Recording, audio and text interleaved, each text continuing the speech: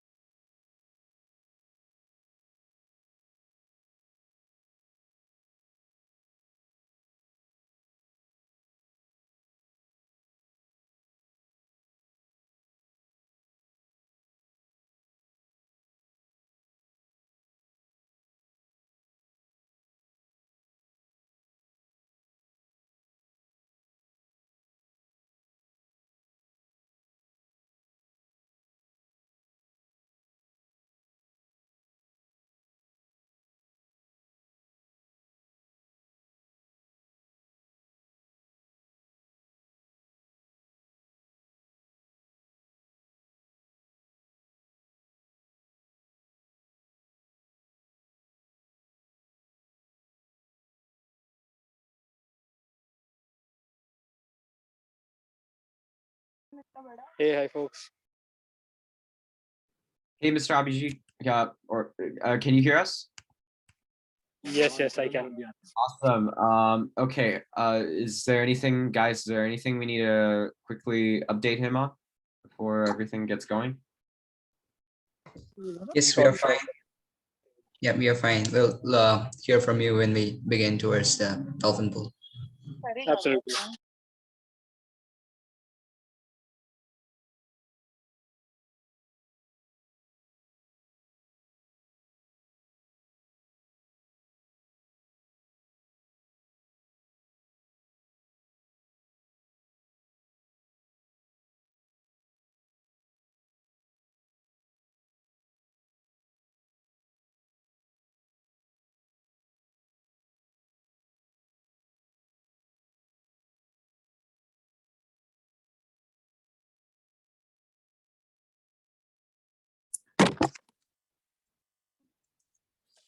Hey everybody, thank you so much for coming to our plenary session. This is, as you know, the final plenary, which is both so exciting and so sad. The past couple of days have been so incredible, hearing all of your voices and your thoughts, and watching you interact with the workshops and the sessions and the open forums and the social hours has been so inspiring. As a leadership community and as community in general, we are so grateful for your attendance and so grateful for the fact that you are here making a change.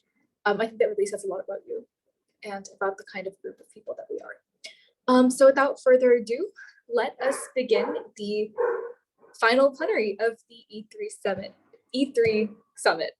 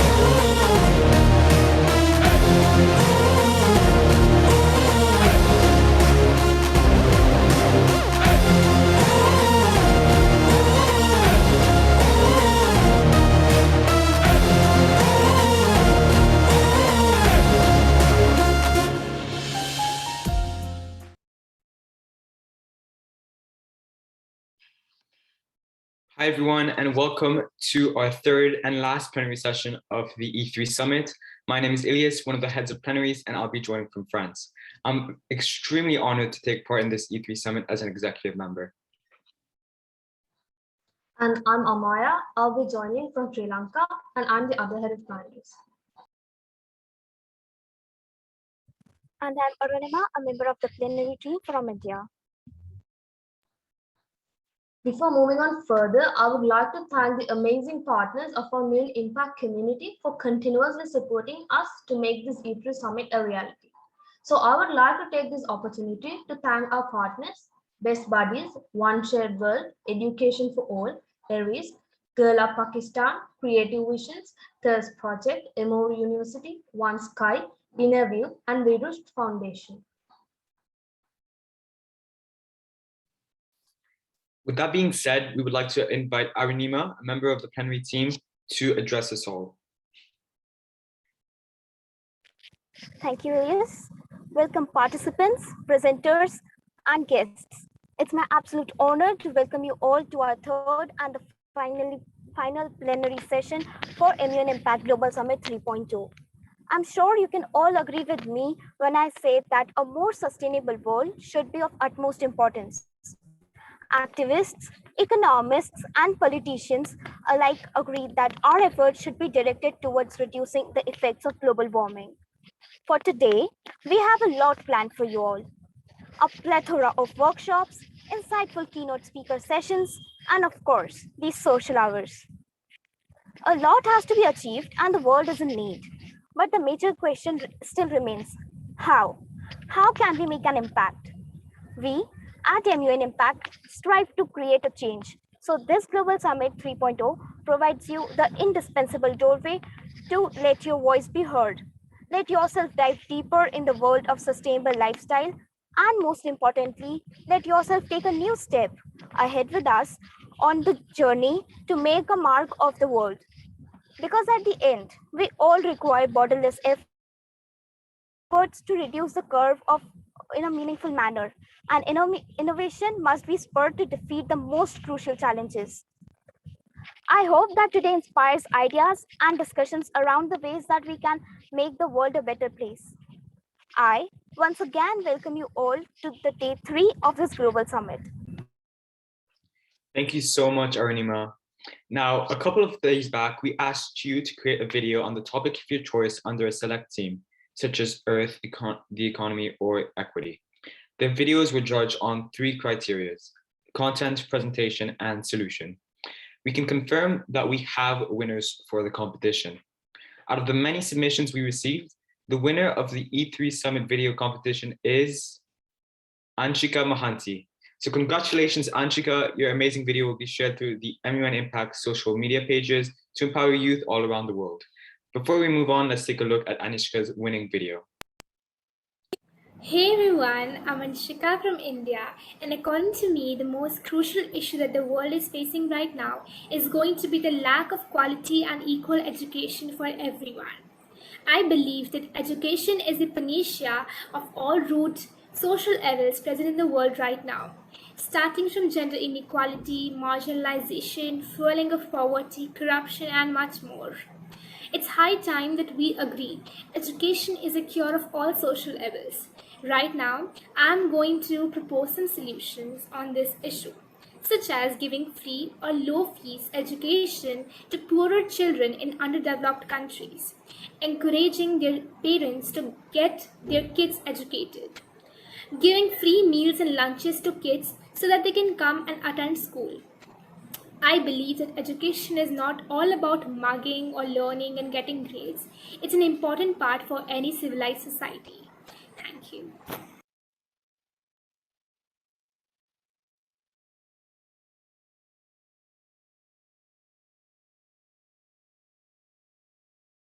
Once again, huge congratulations to the winner of the video competition. Congratulations so much for winning the video competition. So that being said, I would like to move on to the next part. The countries of the United Nations has made a universal promise to leave no one behind in achieving a peaceful and prosperous world by 2030.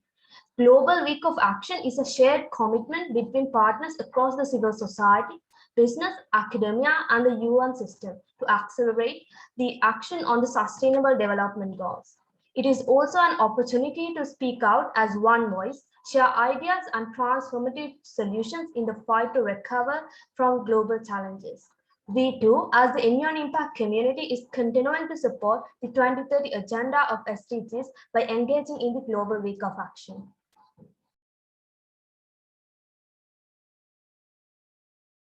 Months ago, in early 2021, a group of students from the SDG 13 Hub within the SDG Hubs program had a vision for a new type of event called the GWOA, Global Week of Action, that would condense what would be potentially months worth of SDG learning and action and service activities into a mere week, and to provide this crash course for everyone and every single student around the world. And this first GWOA went off as a huge success earlier in 2021. It was a massive success that taught hundreds of students around the world about climate change, and saw guest speaker sessions and workshops from some of the most eloquent and key figures of this generation's climate movement, ranging from professors to activists, to members of civil society organizations, and systemic level organizations. This month and the next half of 2021, we hope to expand our impact and bring in a new age of all sorts of GWOA events that cover a variety of SDG topics. This is going to be a part of our new GWOA program that we're going to be launching as a regular fixture within MUN Impact that will cover a variety of SDG topics from gender inequality to more climate issues, as well as building peace and sustainability around the world. For those who are interested in being a part of this new program and all the opportunities that come with it, I would advise you to check out our leadership registration link, which was just made available yesterday. And we're bringing in all the talent from across MUN Impact and people who are interested in supporting these regular events, and to be able to be a part of this and to be able to make their mark on spreading SDG awareness and education all throughout the world. Thank you. Thank you, Matt, for that inspiring comments. So next up, we are delighted to have Ms. ADRIANA Valenzuela, who leads the Action for Climate Empowerment, a program affiliated with climate education, training, public awareness, public participation, public access to information, international cooperation, and also youth empowerment. Valenzuela has extensive experience working within the United Nations system, government agencies, and also non-governmental organizations and youth organizations on education and sustainable development. Ms. Valenzuela, the floor is yours now.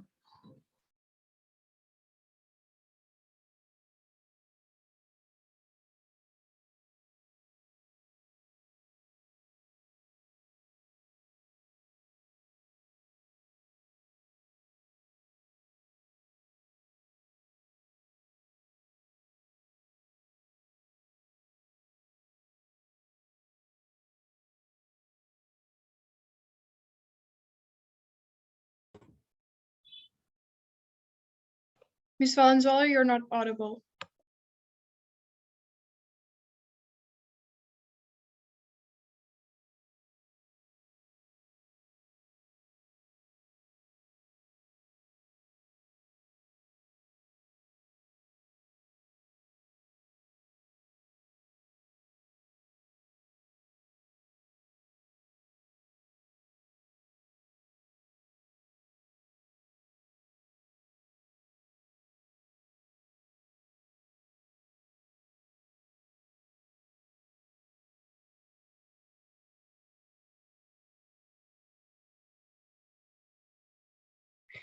While Ms. Valenzuela sorts out the problems with her connection, we thought we'd just once again thank you so much for attending this summit and for making yourselves available and for coming and learning about the SDGs. And we'd like to announce that you can still sign up for more workshops this afternoon. We have an open forum on MUN and how MUN can work for the Agenda 2030.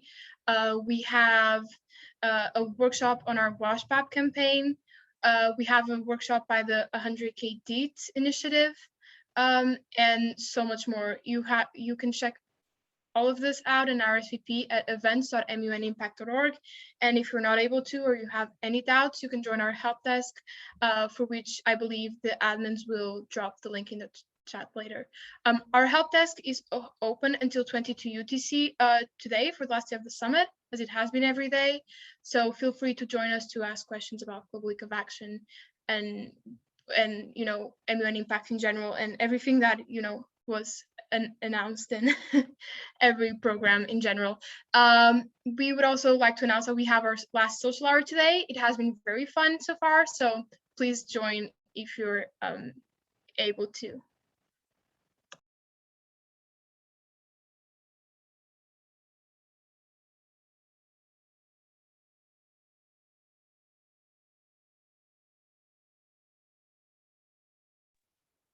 Yeah, I just like to add on to what Rita said while we wait for Ms. Valenzuela's connection. This summit would not have been possible without the help of so many people. And a lot of those people are in fact in this Zoom room right now. So while we're waiting, I think I would just like to go through a couple of quick thank yous. From me, the first and foremost one would be to Rita and to Vedant. Rita is, as you know, Secretariat member, and Vedant is my co-SG. But what you don't know is that they are the only reasons that I am sane right now. Rita and Vedant truly did just everything in their power to make this summit go as smoothly as possible. I cannot count the number of stressed out Slack messages I've gotten from them. But I think that therein lies the beauty of MUN Impact. Is the dedication it takes and the time it takes to put together events like this, where people are given the opportunity to make a difference. Rita and Vedant, thank you so much for everything that you've done for this community. And thank you to the entirety of our leadership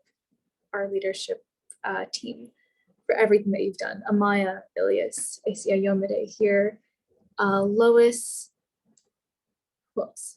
Oh my God, Matt, Rosie, you guys have been insane. Daphne as well. Everybody here has just been so incredible. Ms. Valenzuela, I think if you're ready, do you want to try again? Yes, we can try. Can you hear me? Yes, we can. Oh my God, it's so exciting. Okay, perfect. Fantastic.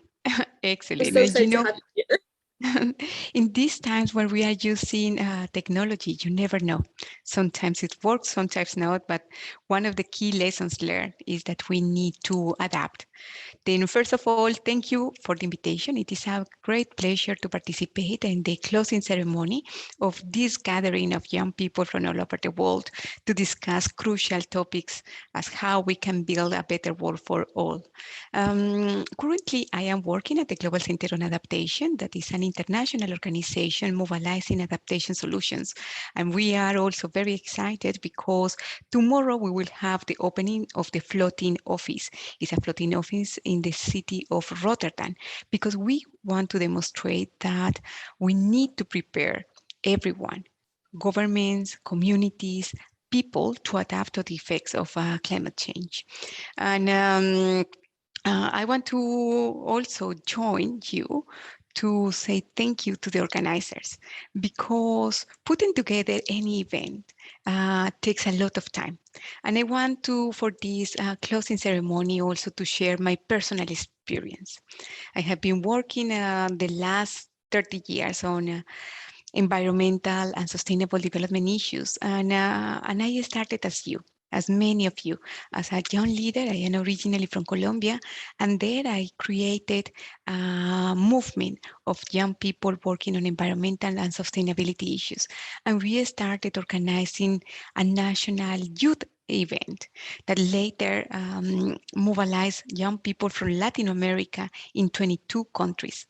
And from this experience, I also move and I work with an environmental NGO also with a program empowering students in universities and schools to also become agents of change and train their own communities about different topics. I also have the possibility to work with the national government of Colombia, designing a national policy about education, training, and public awareness.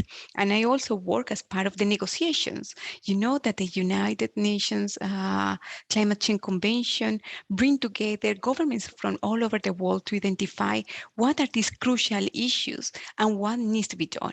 I was a negotiator and I was negotiating the work program on climate change education that was adopted in 2012. The last 7 years, I also act as the education and youth focal points at the Climate Change Convention in Bonn, and currently I am here working in Rotterdam leading the youth program. To my experience, I think that is fundamental to have inspiration. And for that, thank you to all of you for sharing your experience, your knowledge, and also for just also inspiring others to take action.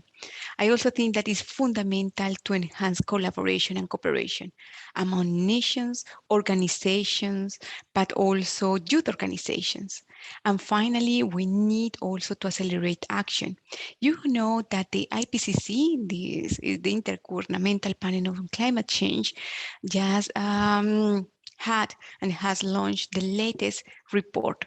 And this report mentions that climate change is happening everywhere in the world and the impacts will increase. For that, we need to prepare. And what I want to say is that young people, sometimes people say, no, young people are the leaders of the future. But I believe that young people are the leaders, not only of the future, but also of today. You can build bridges between your communities.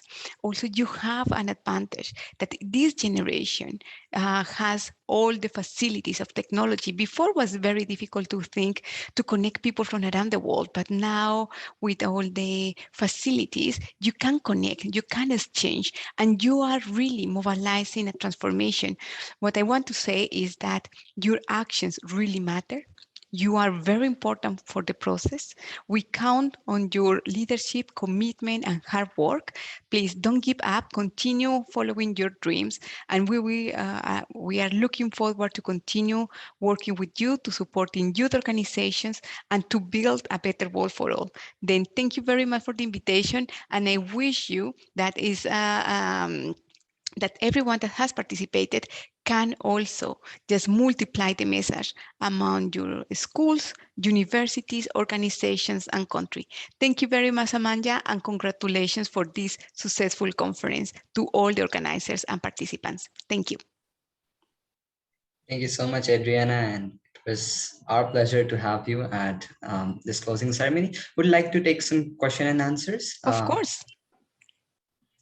Sure, awesome. So I'll request all the participants, if you have any questions, please put them in the chat. To start with, one of the questions I would say, climate change, to work on climate change, today's youth, I don't think needs some motivation, but the major part is to take action. So from your experience so far, what would you say are the most important actions that today's youth need to focus on, and how do they begin at those actions? I think it could be like in 3 areas. You can act as a consumer, because every one of us are taking decisions every single day about what we consume. What do we eat? What do we wear? How do we mobilize? And you can take these decisions. For instance, I use my bike to go to work every day. And I think it's also an activity that people can take, like a decision. How do I, what kind of transportation do I use? Also, we need to promote sustainable lifestyles and sustainable diets. Then what products do you buy? Maybe it's better just to prefer to eat local products than others, or products that are in the season. Also about what do you wear?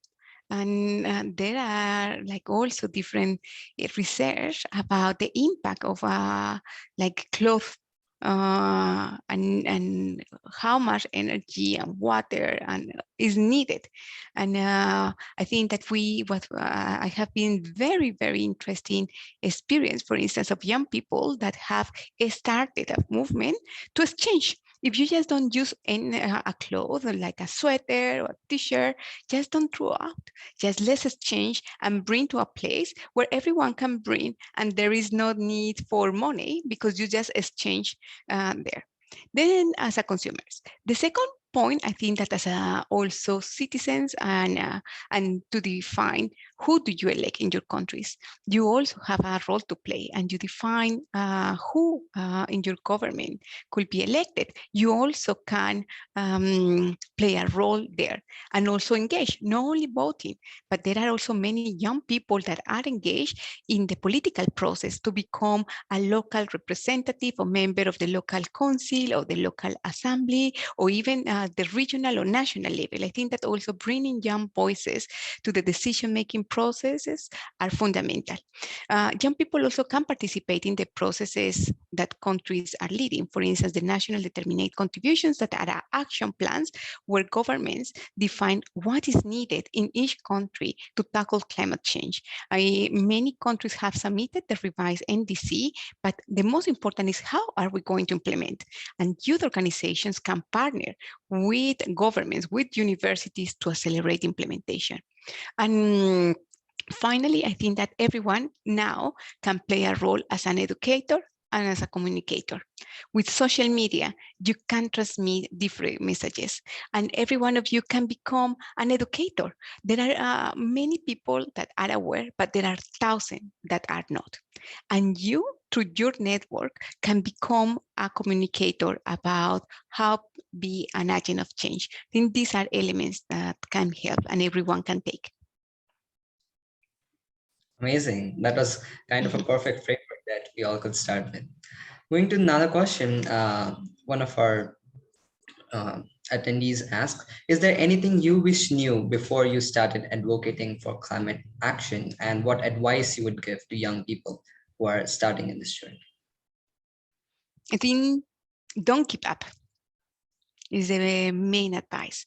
I think, I don't think always the process is easy. I think that there are many challenges, but it's important to don't give up, to work hard, to establish partnership and collaboration with others that share your vision, your passion, your interest, and to build despite the challenges.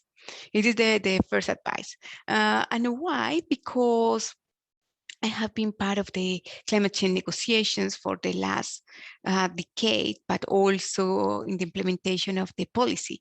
And basically it means a social transformation, a new way how the society is organized.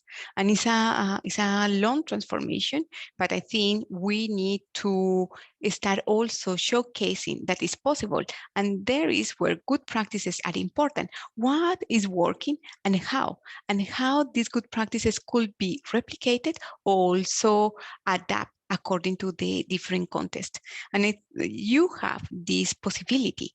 You have a network of young people from all over the world, and you can exchange this knowledge. It is something that maybe some generations before didn't have, and that this generation has, and then you can really scale up action through using the technology and especially all the platforms that can help to connect people.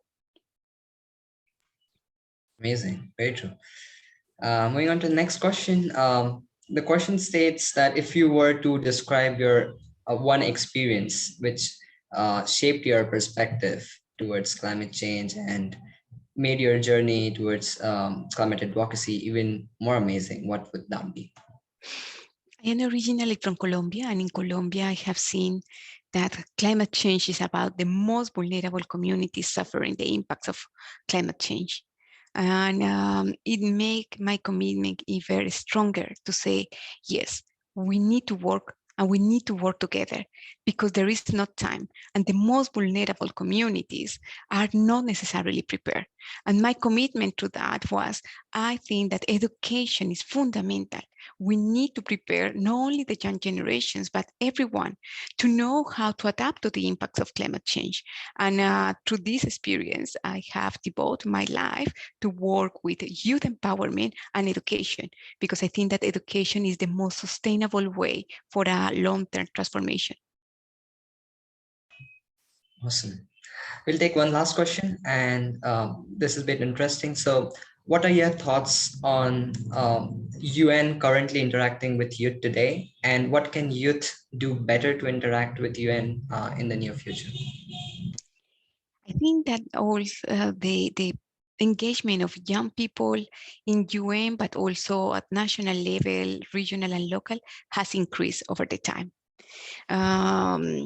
With the UN system, for instance, the Secretary General, under his leadership, invited UN organizations to design, in partnership with youth organizations, the UN Youth Strategy that identify crucial actions for empowering, not only empowering, but really promoting youth participation in the UN processes. When I was working at the UNFCCC, the Climate Change Secretariat, there are a platform that is called YONGO, that is a constituency of youth and youth organizations from all over the world. They have the possibility to deliver, for instance, positions and statements to leaders, to organize side events, to organize exhibitions, to participate in the negotiations, and to bring these voices to the process. There are also other UN agencies with different processes inviting young people not only to participate in the negotiations, but especially in the implementation of projects and action at the local level. What can we do? I think that it's important to build trust between youth organizations, young people, governments, universities, NGOs, communities. What can you do? Establish partnerships. We cannot work together alone. We need to work together, and we cannot leave anyone behind. For that, it's fundamental to establish partnership. Another thing that you can do is you can build the bridge between the generations. Then how can you do that? There are, when we are talking about climate change, very technical issues. But what we need to do is to translate these technical issues in a very simple messages, also mentioning what every person can do to be part of the solution. And you have the possibility to be these translators of complex messages about climate change into simple actions that people can take. And also, I think that the change starts with everyone. As Gandhi said, you need to be the change that you want to see in the world, and everyone leading by example, and also sharing this knowledge with your community, your own family, your universities. You can expand the movement. And finally, this summit, these kind of conferences are an excellent platform and a scenario to connect, to get inspired, but the most important is to amplify the youth voices at the local, national, and international level. Thank you. And those are really amazing ways to get involved. And today's youth needs to work on those partnerships, building connections and trust. And yeah, sure, we have been trying and focusing those perspectives and those thoughts via our workshops, panels through last 3 days and even today, and we look forward to amplifying that impact. Again, thank you so much, Adriana, for thank you very much, and congratulations. Awesome. Very well done. Bye. Very proud of you. Bye. Bye. And now we can move ahead with our agenda. We have some amazing things coming up. So yeah, I'll hand it over back to the panelists. Yeah, thank you, Mrs. Valenzuela, not only for being here today, but for your incredibly engaging and inspirational speech. We are incredibly honored to have you today at our third plenary session. Additionally, as we move on into the next stage of our organization's growth, we would like to inform you all that MUN Impact is now launching a critical fundraising program to help us sustain the growth that grew out of the pandemic, so that we can continue building new programs or initiatives and ensure that our adult staff can continue facilitating the amazing work we're doing. We, some 500 plus student leaders have all benefited from being a part of this organization. It's time for us to give back. All of Immune Impact's programs, events, and initiatives are 100% free to all students around the world. With your support, we can continue empowering generations of leaders in your region and around the world with the skills and experience required to go to better the lives of those around them. Pay it forward and create a better future. Invest in the youth today.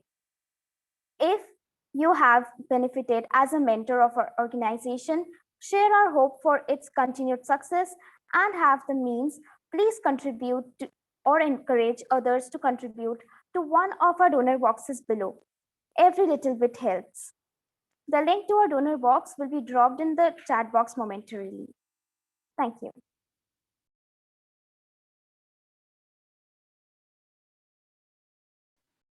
Now, you might be familiar with Shark Tank, the highly competitive, often brutal experience of pitching ideas to a group of judges who then mercilessly pick apart the proposals.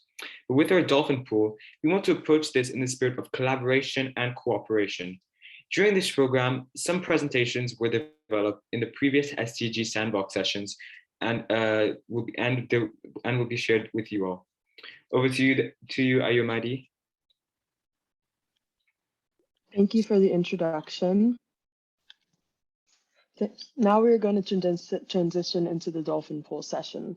For the past 2 days, students have participated in the SDG Sandbox, an activity designed to teach us how to plan action projects which we can take back into our communities and schools or launch and promote globally. Since the summit is focused on the 3 E's, Earth, Economy, and Equity, we focused our attention on them. We divided all the SDGs between these E's and allowed Sandbox groups to choose the SDG they were most interested in.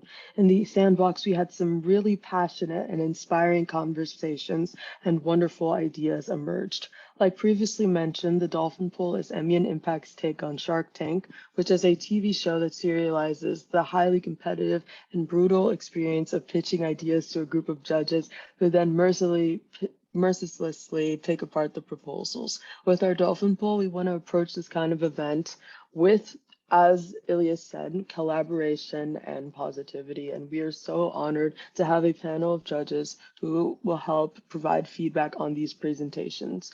Joining us today are Vruksh Ecosystem Foundation, which is an innovation, incubation, mentoring, maker, and entrepreneurship ecosystem. They are a think tank that facilitates economies and institutions to implement an innovation ecosystem and support global goals for a sustainable future. And they enable a cohesive environment with stakeholders from their local geography to work together and build startup companies of the future.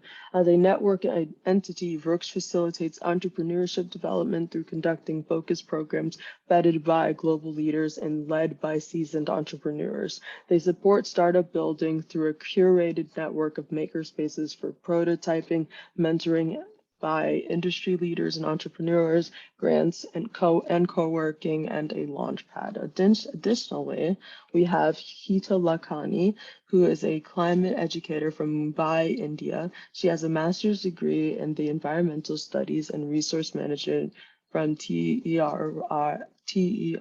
University, New Delhi. She has been active at the local as well as international level since the United Nations Climate Change Conference in 2015. Ms. Lakhani aims to create change makers who will take knowledge-based action in order to combat the climate crisis. She is a firm believer in the participation and power of youth and grassroots, as well as international processes and policies, and is an advocate for sustainable food systems.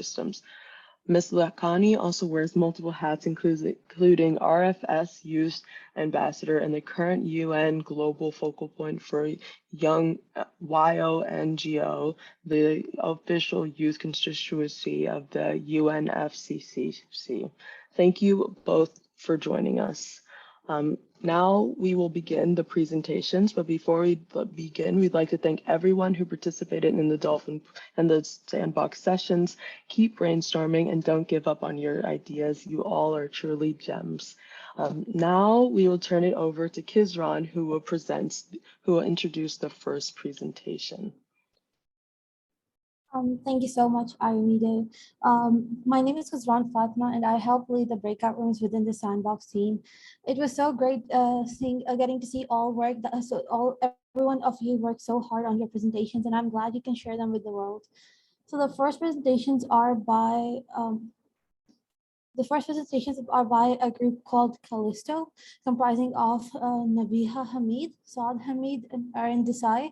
Unfortunately, two of the members could not be with here today. Therefore, I and Saad Hamid will be presenting this presentation.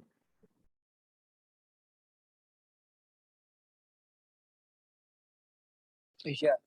Hello, everyone. My name is, may I? Yeah. Hello, everyone. My name is Saad, and I'm from Pakistan. I'm 17 years old, and I am a grade 12 student. Over to you, Hijra. Thank you. Hello, everyone. As I mentioned before, I'm Kizran. I'm 16 years old, and I'm part of MEN Impact and also the Sandbox team for E3 Summit. So the name Callisto was derived from the second largest moon on Jupiter that is suspected to have watery secrets beneath its surface. The satellite's icy crust may be the planetary equivalent of a blanket insulating an underground ocean. The team was inspired by this to name their group Callisto.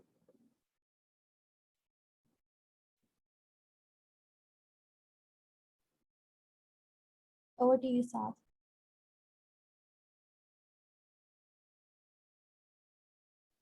You're muted. So sorry, everyone. After a great discussion, we decided to choose SDG Target 6.4. SDG Target 6.4 states, by 2030, substantially increase water use efficiency across all sectors and ensure sustainable withdrawal and supply of fresh water to address water scarcity and substantially reduce the number of people suffering from water scarcity. SDG Target 6.4 addresses water scarcity, aiming to ensure there is sufficient water for the population and the environment by increasing water use efficiency across all sectors of society. Securing environmental water requirements is essential to maintaining ecosystem health and resilience. A high level of water stress can result in negative effects on economic development also. So basically, this is the overview of the SDG 6.4. Next slide, please.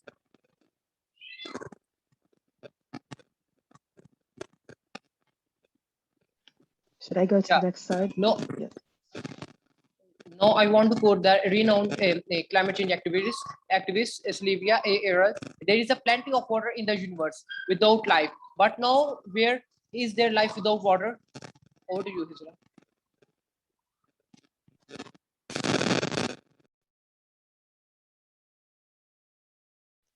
So this group targeted a certain number of regions, which are Kenya in Africa, Kerala in India, and Third Parker deserts in Sindh, Pakistan. Please move back to that slide, sorry. Third Parker is the largest district in Sindh, Pakistan, and since previous years, it has been facing a severe drought condition leading to a death of 3,000 children. The population of 1.6 million children is deprived of health, education, and clean drinking water, which is the basic need of human beings, and there has been surviving on contaminated saline and untreated groundwater. This continued use of groundwater has caused a lot of deaths and multiple outbreaks of diseases. Kenya is a country in East Africa. With a population of 50 million, 32% of Kenyans rely on unimproved water resources such as ponds, shallow wells, and rivers, while 48% of Kenyans lack access to basic sanitation solutions. Kerala, which is a state in India, is a narrow strip of land between the Eastern Ghats in the east and sea in the west. Despite its abundant water resources, it is challenged by an alarmingly frequent fluctuation between periods of severe drought and instances of flooding, sparse safe drinking water, and water coverage.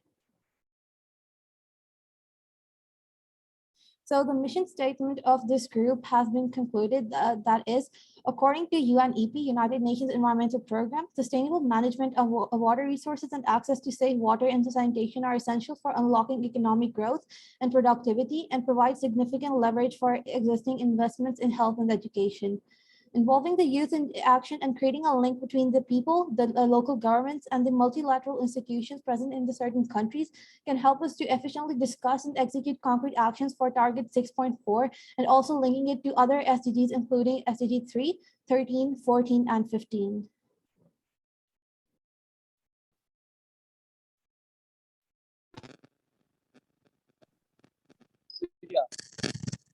there are three program objectives of our project. Number one,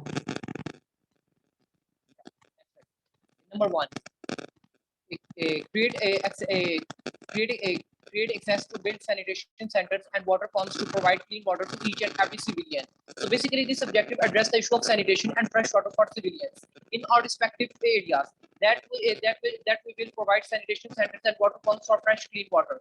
So second one, our objective is create enhanced awareness about sanitation and its linkages with public environmental health, while simultaneously linking to SDG SDGs 3, 13, 14, and 15. So our the second objective is our comprehensive objective. That through this we create awareness campaigns about sanitation and its linkages with public environmental health. But also our objective relate to SDG 3, good health and well-being. That when people get fresh water and sanitation facilities, then obviously they will be get health. They will be get good health, and it helps them in achieving SDGs. Then SDG 3. Then it relates to SDG 13. Through this, it will help us to combating climate change. Also, it relates to SDG 14, reducing marine pollution, and the last but not the least, it also relates to SDG 15. And our third objective is install small-scale educational institutions with volunteers, teachers who will inform to children on these regions on water scarcity and water conservation. Through this objective, we will create awareness in children. So this team also decided on a certain course of action, which is number one. One of the major barriers to safe water and sanitation is affordable financing. We suggest creating an interest-free loan program to address this barrier head-on.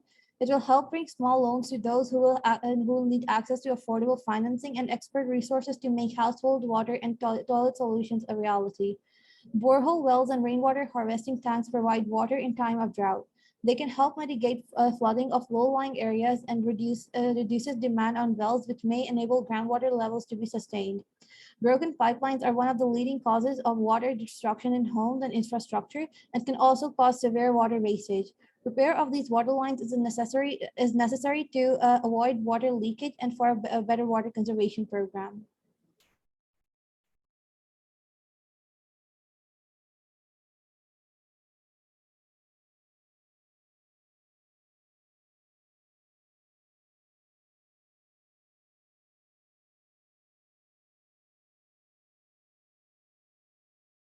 So our solutions that we will execute will have a certain guidelines. Our solutions will be carried out on an international level to engage the international community while targeting the three regions stated before, since they are one of the most essential parts of this issue. We aim to utilize the social media platforms like Instagram and Facebook for publicizing our campaign. We aim to support the Diwar Foundation based in Pakistan and their water projects in Third Parker that have already been established. We also aim to extend our aid to Kenya Water Resources Development Authority to help them better invest in stabilizing water resources. We also aim to work with Kerala Water Authority to ensure proper management and distribution of quality water.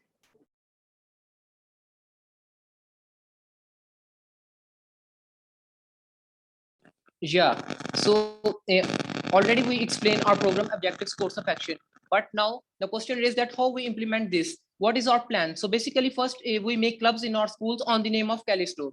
Means our first plan is make clubs in our schools on the name of Callisto. Then we will try to engage first students with us and then teachers from our schools. After when we will make teams in our countries, then we create awareness in our societies regarding SDG 6.4. Means when we convince other students and teachers for our project or for our plan, then we start create awareness specifically for the SDG target 6.4.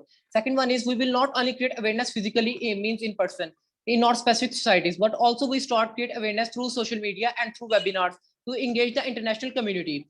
That how we both collaborate with each other and achieve this SDG.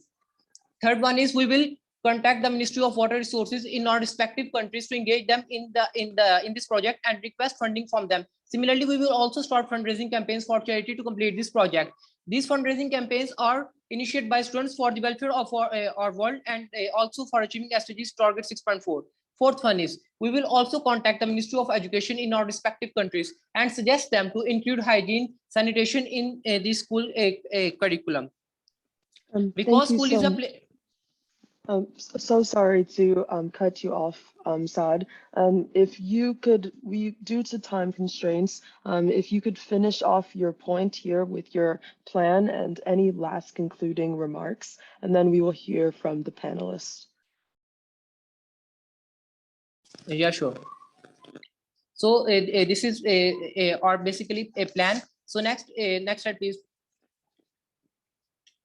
So if you could you do your final conclusions?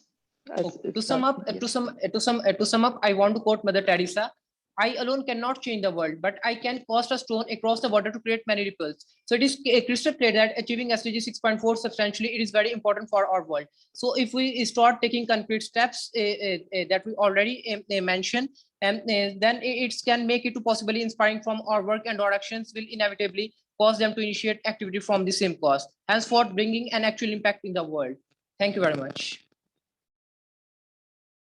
Thank you so much for your presentation. If any of the Dolphin Pool panelists could give some feedback on this, that would be much appreciated.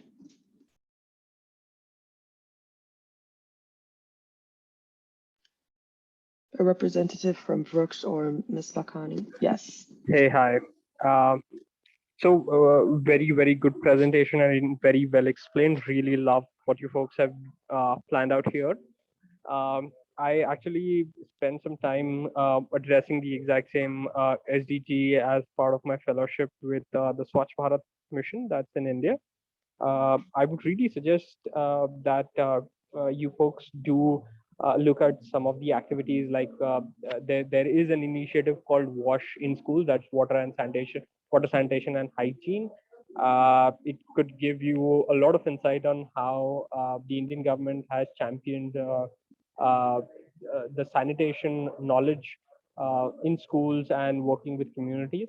I think the right organization for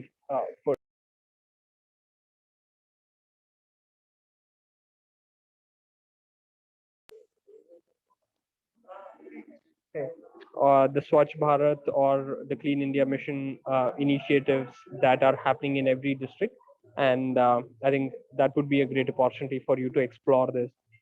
Happy to make introductions if required. Thank you. Yes, thank you so much. Ms. Lakhani, if you have a comment,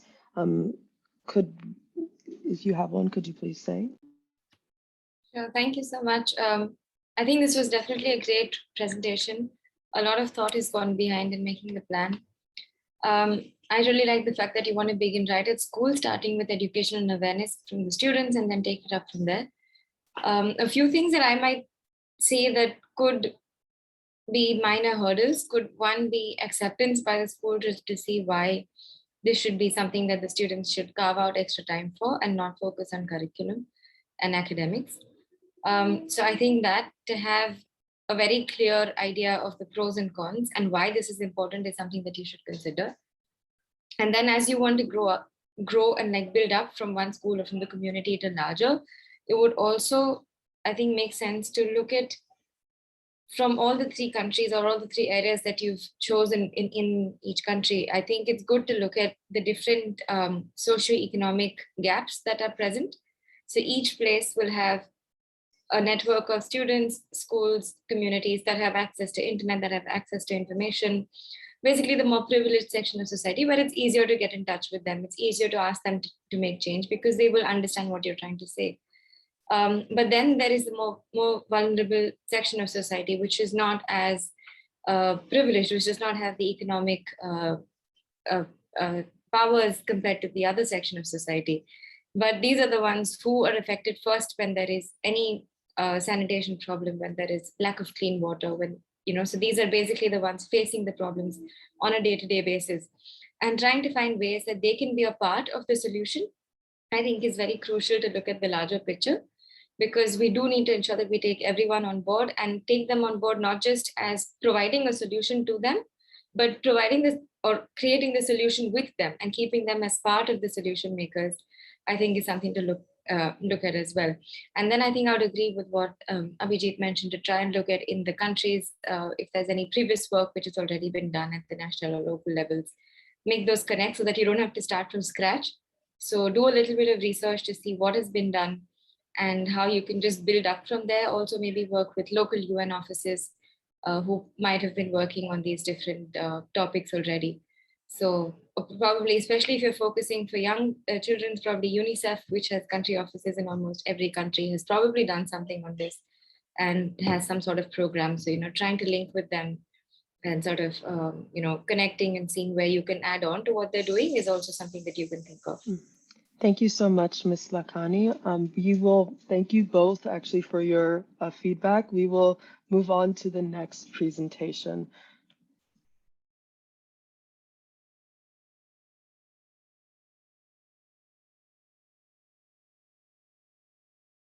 So Kizron, if you want to pass it on to the next person. Yes. Toscano, would you like to go ahead and introduce our second presentation? Thank you very much, Kizran and Sal, for your stellar presentation. My name is Teskinul Hudasaki, and I help leading the breakout rooms within the sandbox session. So basically, this is our second presentation of the night. We've got two members from the Green Alliance team. They are focusing on SDG 13 climate action. So firstly, we have Lakshmi K. Razi from India, and secondly, we have Alia Khan from Saudi Arabia. So I am calling Lakshmi and Alia to present their awesome ideas to our panelists and all the participants. Yes, Lakshmi and Alia, you can go ahead. Hello everyone, I'm Alia Khan from Saudi Arabia, and we were working on this project for SDG 13, which is climate action. So climate action pretty much means, stepped up efforts to reduce greenhouse gas emissions and to strengthen resilience and adaptive capacity to climate-induced impacts. We need to understand the importance, and we need to understand its importance because climate change is one of the most prominent problems right now, and together we can work to prevent it. I'll pass it on to Lakshmi. So our project is focusing on SDG 13 climate action, and more specifically on SDG 13 target point 3. Sir, could you please move on to the next slide? Thank you. So the main factors that climate change actually affects our population, economy, and changes in weather patterns. Population, because due to climate change, the characteristics and conditions of a place can change, and hence the population is affected. For example, an increase in sea level can lead to flooding, which can affect population, including the vulnerable groups. And economy, because natural disasters after occurring can have a huge expenditure on the economy, and changes in weather patterns can actually bring changes in the farming patterns we have. And as agriculture is one of the main backbone of major economies, these can affect the economy very much. Alia? So our project mission statement would be to educate everyone about climate action and to spread awareness how the climate has changed and what are its effects upon our environment, upon the people, and upon the economy. And because this is something that almost everyone knows, but they do not understand its intensity, so we would like to spread awareness about it. I'll pass it on to Lakshmi. So one of the major objectives of our project is that due to lack of awareness among the general public, and I do not mean the elites, the common people, we are not able to mitigate the challenges that climate change presents to us. Hence, the main objective we have is to spread awareness among the common people about climate change and its consequences. So next slide, please. So our solution is such that it is flexible and it can be implemented in every region of this world despite the type of ecosystem you live in. Alia, I hand it over to you. So the course of actions that my team and I came up with were forming small groups, informal groups within your friends and family, and then you can turn it into larger groups within your educational institutes, and then you can involve this the teaching staff and work within the school, like picking up litters and putting up recycling bins. Then then you can collaborate with your local NGOs, and you can spread this awareness within the community or the city you are in. And then you can you can do crowdfunding and raising fundraisers for charity by advertising eco-friendly products. This way we can also provide charity, and you can show that we can say no to plastic pretty much. Next slide, please. I'll hand it over to Lakshmi. So our project has 4 phases, and the first phase is to create an eco club within the school. We'll be having schools form an informal club and then spread awareness among the students. After this, we would like the groups to approach the school authorities to have it recognized. Alia? Once the school has recognized the club, we could start by cleaning up the campus and doing a zero plastic rule within the schools, like many have it. Then we could get involved with the community at large. We could have fundraisers and involve our parents and all the adults that you know. Then you can collaborate with the local NGOs and companies and make this project go further and hopefully make a good impact. Over to you, Lakshmi. So the next slide, please. So our expected project timeline are as follows. The first phase consisting of step 1 and 2, starting an informal eco club and expanding the club for the entire school, will take about 3 months. And the second phase, integrating the local community, will take an approximate of 4 to 5 months. And the next step is something that is unspecified, and it can be carried on as long as the group exists. Next slide, sir. So to reach a conclusion, we have provided a solution which is flexible, because right now in this pandemic, it is not possible for us to meet offline. Hence, we can take up this initiative online too. Also, this is a solution which can be taken up by individuals belonging to any age group, can be taken up by any educational institute, and even can be taken up by residential societies or even local clubs. By working together as a group, we can definitely counter climate change and make the planet a better place.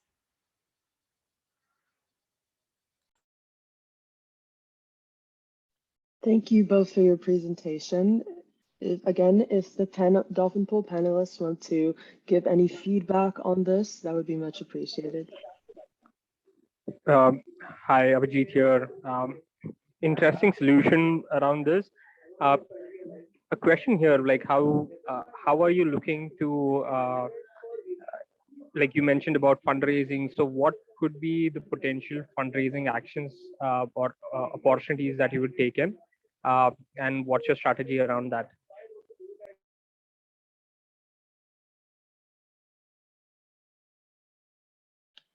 Lakshmi, Alia, if any of you want to answer that question.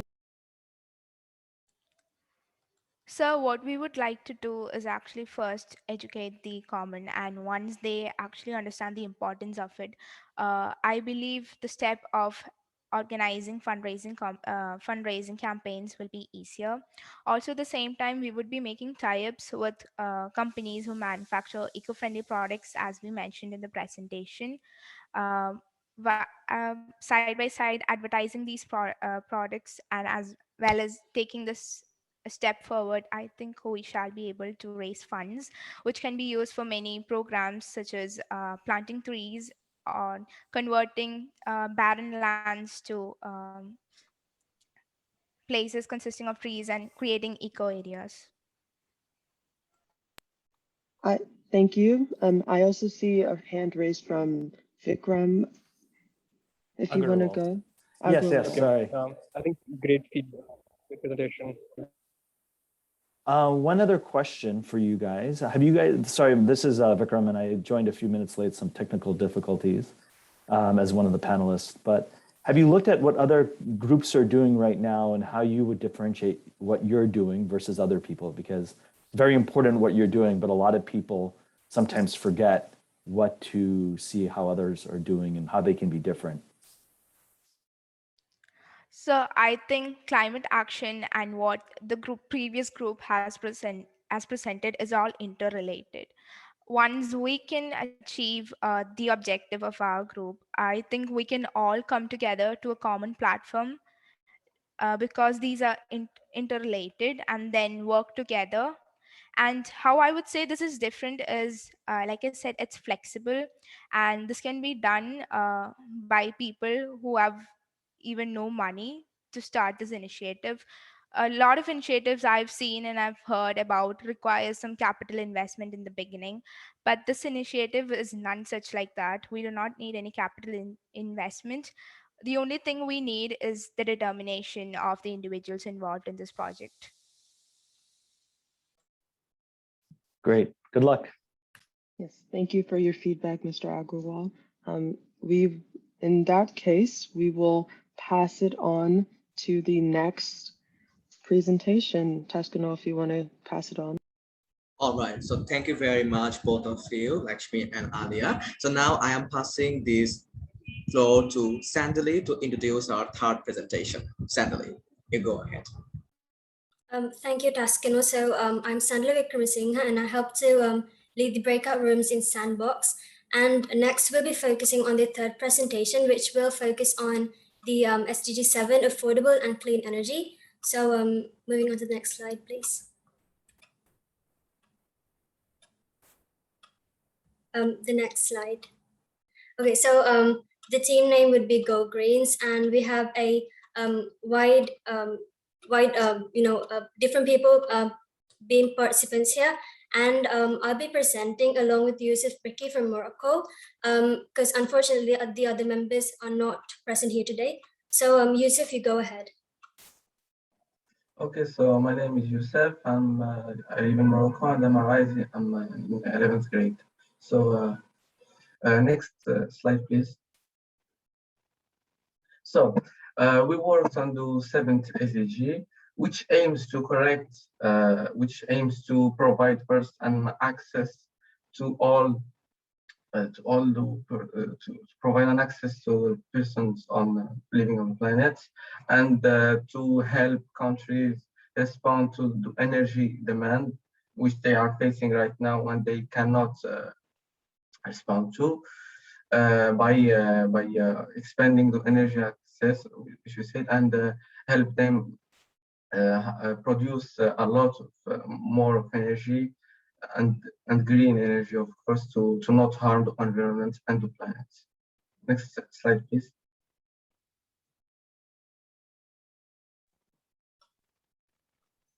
Okay, so on this presentation, on this initiative, we will target the groups who are most probably facing economic difficulties, because obviously for affordable and clean energy, you need money in that sense where the society believes.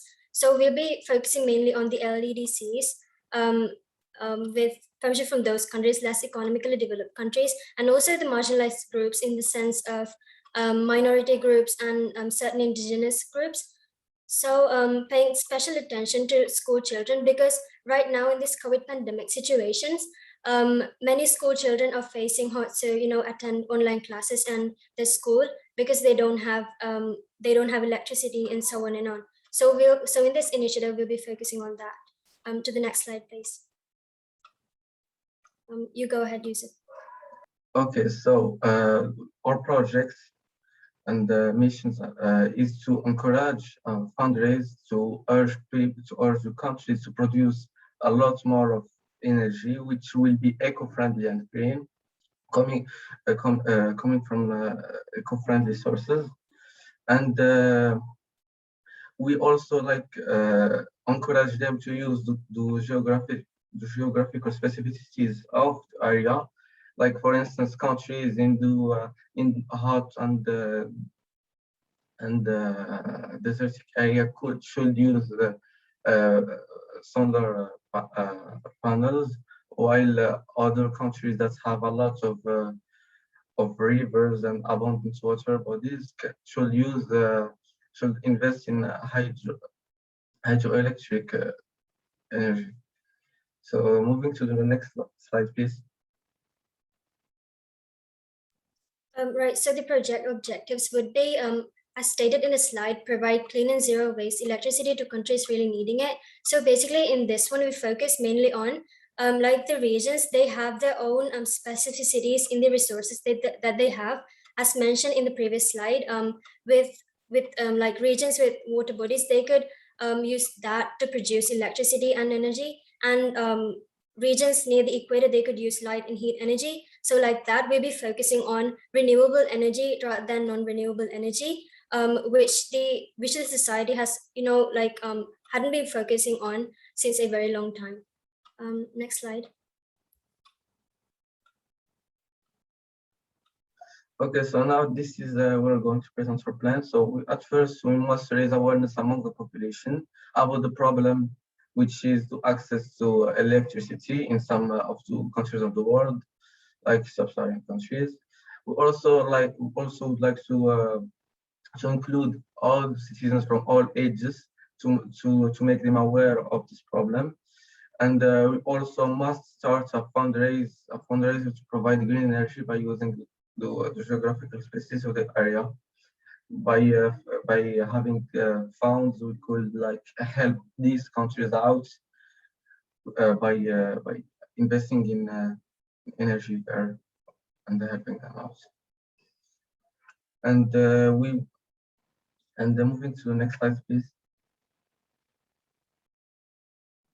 Okay, so first, we all know that to implement any SDG and any action, any initiative, we need awareness. So for that, like in the initial month, we'll be raising public awareness, including school children, youth, elderly, and employees, without directly focusing on a certain group of people. We believe to, make everybody aware. And approximately in the next 3 months, we'll be focusing on an international fundraiser with the help of UNDP, UNICEF, and also the International Monetary Fund, and conduct a fund distribution through the government body. And also following that, we'll be initializing the equipment, for example, solar panels, and the other resources that those regions need and those people will need. So that's how we planned our timeline out. Yeah. Next slide. Okay, so for the conclusion, I mean, we're being alarmed that some people and countries can't respond to the energetic demand. We're knowing that electricity is central to issues like safety, climate change, food production, and economic stability. And we also know that electricity is crucial to improve the education. We're knowing that for the current situation with COVID-19, online classes are crucial for the education. Electricity is also an important in health, luxury, security, and productivity. Also to productivity for the economic growth of the countries. So we are seeking to have a greener and a productive planet where everyone could afford and everyone could have an access to green energy. Thank you. Thank you so much for your presentation, Youssef. Again, if Dolphin Pool panelists want to go, that would be amazing. Do you have any questions? I was just going to say, very good presentation, guys. And I think you're solving an important problem faced by many people around the world. One area that you may want to look at partnering with is the various national power utility companies, that you could partner with them on some of the fundraising and deployment, because obviously this would help them in a lot of different ways as well. So have you guys thought about that? And if not, just something to keep in mind.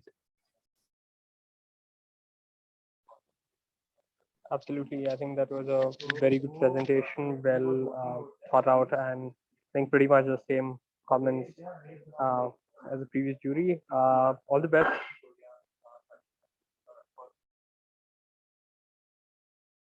Yeah, I think I would agree. It was definitely a great presentation.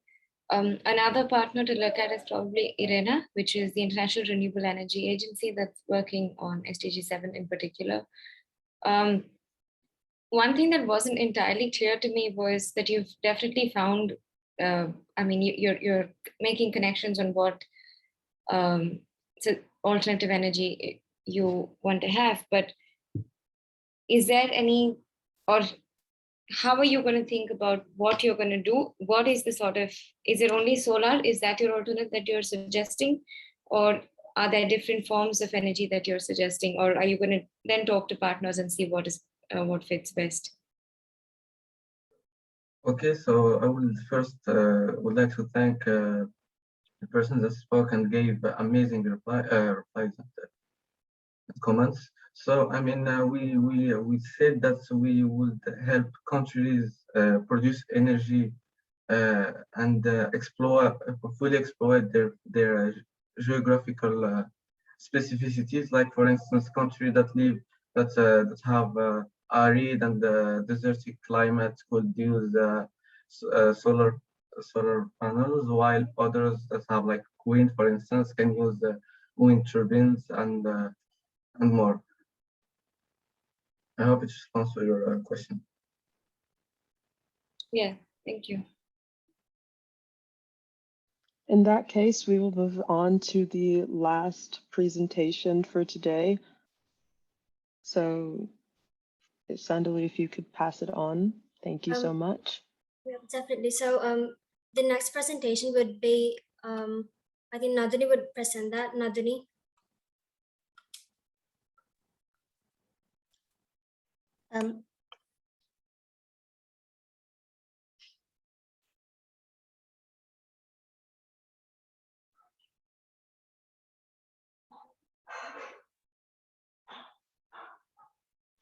Nadini? Oh, I'm really sorry. I had an issue when it comes to the virtual background. Anyway, I'm okay now. So thank you so much. My name is Nadini Kalungalla and I help lead the breakout rooms within the sandbox. So the next presentation focuses on the SDG 16. Unfortunately, the presenters are not here with us. So I would like to present this presentation on behalf of that team. So can you please move to the next slide? Okay, the team is Against Violence by Aisha Ali from UAE and Asma Mohammed from Saudi Arabia and Unnati Singh from India. Could you please, okay, thank you. Moving on to their SDG target, they focus on SDG 16.1, which focuses on reduction of violence. So they would like to focus on the groups which are more vulnerable to abuse and violence, such as women and children under age 14. So the next slide, please. Okay, moving on to their project mission statement. Their mission is to find solutions that can help reduce violence and promote a peaceful society. For that, they would like to propose implementing a club which would focus on raising awareness, educating parents and kids, and when it is fully implemented, they would like to focus on fundraising. So this is all about achieving SDG 16.1. So moving on to their project objectives, the first one says specific measures to reduce abuse against children can be taken place. The second one is provide a way of protecting vulnerable groups, such as war refugees, victims of sexual exploitation, and survivors of violence. The third one is access of justice for all through legal systems and providing political support along with legal mobilization. The next slide, please. Okay, they would like to carry out their solution firstly in regional basis, and then they would like to move on to global level.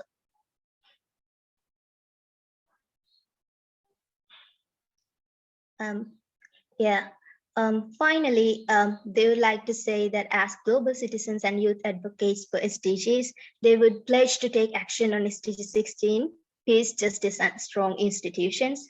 If they cannot carry out this exact plan, they pledge to continue to spread awareness for SDG 16 and take whatever steps possible to ensure more sustainable and equitable future for all students. So thank you. Yes, thank you, Naduni, for presenting on their behalf. Of course, since you are not them, you may not be able to answer every single question, but panelists, if you still want to ask any questions, we can most likely try and relay it back to the original participants. And Naduni, you can try your best to answer these questions. Yeah, sure. Yeah, just quickly, and you're probably not able to answer it, and that's fine. I was just wondering, I really like the objectives. They're quite broad, and sort of what they would want to achieve, except that they're also quite, I mean, they're not easy to do, very simply put. So a little bit more understanding on how they were going to provide a safe space, going to provide this, protecting youth from violence, or protecting people from who've already been sexually abused, and what sort of the line of action. There wasn't too much clarity there. So if they could elaborate a little bit and, just develop that, I think that would be interesting. And then that's a really good point. And then I was also going to say the other aspect is what else they can do and how they can convince others of the importance. Obviously, there's the emotional aspect, but what else they can do, since it's such an important aspect that sometimes people forget about. And it's getting buy-in from the other stakeholders, which can really move the needle. So thank you for presenting on their behalf. You did a great job. Thank you. Thank you for that feedback. Thank you so much. Thank you, everyone. We really appreciate this. So Adoni, if you want to pass it on to Tyran, who will end it off. Thank you for listening to me during the entire time. So I would like to pass it to Kairan. Yeah, thank you so much. So this concludes our second ever Dolphin Pool session. Round of applause to our presenters. Amazing presentations, really impressed. And I'd just like to thank every student who participated in the sandbox in the previous 2 days. Thank you for putting yourself out there and for your dedication to the SDGs. Your presentations were wonderful, and I can't wait to see where you all take these ideas in the future. And thank you all to our panelists who gave their time to speak to our participants and gave such sound advice. We really, really appreciate your partnership with Impact and are extremely grateful to you. Thank you so much. And finally, shout out to everyone on the Sandbox team. You are all amazing. And thank you for making this be able to happen. And also thank you to the admins that helped facilitate this. So yeah, thank you so much. And we'll pass it on to Amaya, who will be making some other announcements. So one last thing, we were so impressed with all the presentations. If the participants who were presenting could private message one of us, either anyone with Sandbox in parentheses, so we could get in contact with you for further, that would be wonderful. Thank you so much. Thank you so much. Also, just a quick announcement, we'll also be posting the recordings on YouTube separately if you'd like to take a look later on. And again, emphasizing more on the importance of panelists that we have today. Thank you so much, Hita, Vikram, and Abhijit for those expert advices, and we are so grateful for you. Yes, thank you so much, Dolphin Pool team. So with that being said, now we would like to invite the Co-Secretary General of our 2021 ITRI Summit, Ananya Balakrishnan, to give us a few closing remarks. Ananya, the floor is all yours now. Thank you, Maya. So I'm going to start this speech by taking you back about 5 years. It was 2016 and I was in 7th grade. I was an awkward, uncomfortable 13-year-old and I couldn't really figure out where I fit in the world. And it was at that point that I started doing MUN. It was a class in my middle school, and part of that class was attending Junior Omen's monthly debates. I grew every debate cycle and I could see myself doing it. I started my first debate by telling myself that I had to ask at least one POI. And that continued for a couple of debate cycles. But that then became two, which then became 3. And then I told myself that I had to start making speeches and then amendments. And by the time I finished 8th grade, submitting resolutions. And I know it was slow progress, and I know it sounds silly, but the community that I found in MUN and the support that I got from Junior Omen is what helped me figure out where I fit into the world. So now let's jump 2 years forward from my first beginnings in MUN. I was just starting high school, And that's when I joined the MUN Impact team as a DOID Executive Administrative Officer with Junior Oman. I was so excited to be a part of that team because, I'd been a delegate for the monthly Junior Oman debates for like 2 years before that. So when I finally got to the leadership team, I was thrilled beyond belief. Every middle school student who reached out to help, every debate that I chaired, I saw myself there and I saw myself in those students. And nothing compared to the feeling of actually helping someone. MUN Impact was not a large organization then. It was made up of only a few smaller groups, Junior Oman being one of them. The summits were definitely not a thing, that's for sure. But over the years, MUN Impact's impact, if you will, has grown so tremendously that now, as I've been told, we have reached approximately 25,000 people. 25,000. I still cannot get over that number. But I guess that's kind of the point, right? To make that kind of an impact, to build that kind of community. Every single time that I scroll through our leadership Slack, I am absolutely amazed at the incredible initiatives that our members are taking part in. Cleanups, activism, publications, internships, you name it, somebody at Muni will be doing it. And I think that's just part of who we are as an organization. People who really, truly want to make a change. Big or small, we want to make a difference in the world. And that's where things like these summits come in. Not only are they places where you get to interact with change makers, but they're a place where change makers get to interact with people like you, people who genuinely want to make a difference. When you signed up for this summit, you made a statement about yourself. You decided to devote a small portion of your time to listening to people who are so passionate about changing the world that they've put together a global summit for the Sustainable Development Goals. You decided to be a part of that change. And in today's world, that means a lot. So let's come back from my first debate 5 years ago. And let's think about what the world we inhabit today looks like. We all saw the effects of the pandemic, the isolation, the despair. There were periods of time in May, and I live in New Delhi, where I couldn't go more than 2 minutes without hearing an ambulance wailing outside my window. And as our individual worlds shrunk to the size of our houses, our global community suffered. We cannot think about the past 2 years without thinking about COVID, and we cannot think about COVID without thinking about all of the repercussions that people faced. The economic downturns, the closures, the crises. It will take us years and years to make up for the damage that has happened over the last 2 years. And on top of that, we are battling the most intense climate crisis we have ever seen. Each day, our situation gets worse. Each day, the ice melts, the sea levels rise, and each day, it seems as though the world around us is crumbling. Amidst our shared horror, though, there is hope. And I know that there is hope because I know that people like you exist. People who see the world as it is today and people who want to make it better. There are people who want to advocate for climate reform, for educational reform, for economic reform.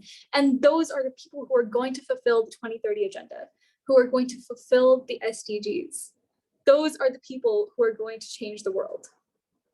I'm lucky enough to know some of those people very closely. I'm lucky enough to know the people who want to make the world a better place. And I know a lot of them from uni. The entire summit team in particular has been so committed to the idea of change that they have dedicated months and months to this endeavor. You all know who you are, and you inspire me so much. So thank you truly for everything. I have hope, and I know that people like you are why. I cannot express how grateful I am to every single one of you for coming here and for devoting your time to this summit. I cannot wait to see what you do in the months, days, and years to come. Thank you truly for coming to our summit. Thank you for making it yours. Thank you for making the future yours. And thank you for making a change. Thank you so much, Ananya, for that inspiring words. I'm sure all the participants are amazed as much as I am. So now we would like to remind you that you have the opportunity to participate in our Day 3 open forum under the topic, how can MUN support the 2030 agenda and drive change for the SDGs at 14:30 UTC. He would also have the opportunity to communicate with our amazing panelists, Matthew O, Jaideep Singh, Daphne Harman, and also Muhammad Mustafa. Please note that the link to register for this amazing opportunity will be shared in the chat promptly. And with that, the E3 Summit is almost over. Am I the only one feeling a bit emotional? We truly hope you enjoy the workshops we have planned for you guys, and we would like to remind you not to hesitate to drop by the help desk if you have any questions or concerns. With that, we will be closing this plenary session when we bang out the gavel. Thank you for supporting MUN Impact. You have no idea how grateful this entire team is for your time. You may now head over to your workshops. Thanks again.